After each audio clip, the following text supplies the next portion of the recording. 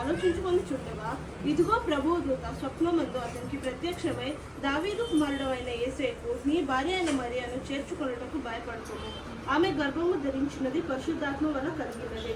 ఆమె ఒక కుమారుని కరును, తన ప్రజలు వారి పాపముల నుండి ఆయన రక్షించను గనుక ఆయనకు యేసు అని పేరు పెట్టారు.